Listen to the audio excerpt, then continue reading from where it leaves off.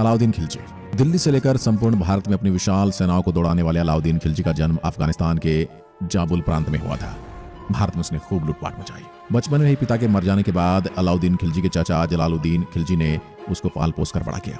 फिर उसी चाचा को खत्म करके उसने अपनी फितरत और हकीकत जाहिर कर दी, जो वहां जायज भी थी और जिसको लोग मानते भी हैं। फिर अपनी चचेरी बहन को जबरदस्ती अपनी बेगम बना लिया। इस प्रकार अब उसके बच्चों के अब्बू और मामा वह खुद बन गए।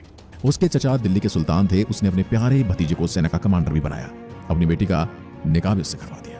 अलाउद्दीन ने भी अपने चाचा का दिल जीतने के लिए दिल्ली के आसपास के हिंदू सुल्तानों पर धावे बोले और जिनसे अलाउद्दीन को बेशुमार खजाना मिला। इस खजाने में उसने अपनी विशाल सेना का निर्माण भी किया। अपनी इस विशाल लश्कर के साथ उसने देवगिरी के यादवों के राज्य पर चढ़ाई की। बेशक देवगिरी से अलाउद्दीन को बड़ा खजाना हाथ लगा। हजारों हाथी, घोड़े, हीरे, मनक और गुलामों के साथ अलाउद्दीन पुनः दिल्ली की तरफ बढ़ा। इन जीतों से अलाउद्दीन की चाह बढ़ती गई।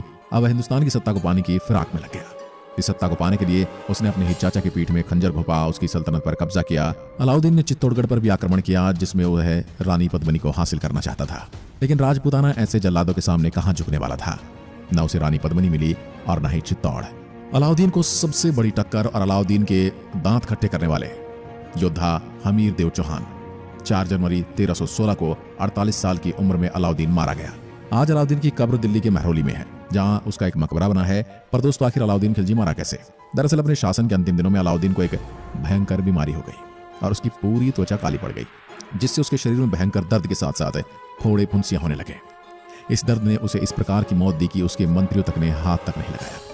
एक अछूत की तरह, एक ऐसी लाश की तरह जो अपने बिस्तर पर पड़ा कराहता रहा और मौत की भीख मांगता रहा। जिस तरह से हजारों नारियों ने जीवित रहते अपने आप का दाह संस्कार कर लिया और जौहरकुंड में समा गई। यकीन मानिए, अलाउद्दीन खिलजी जीते जी उसी अग्नि में झुलस कर मरा है। इतिहासकारों का मानना है कि अलाउद्दीन खिलजी की बीमारी का कारण उसका गुलाम मलिक कफूर था।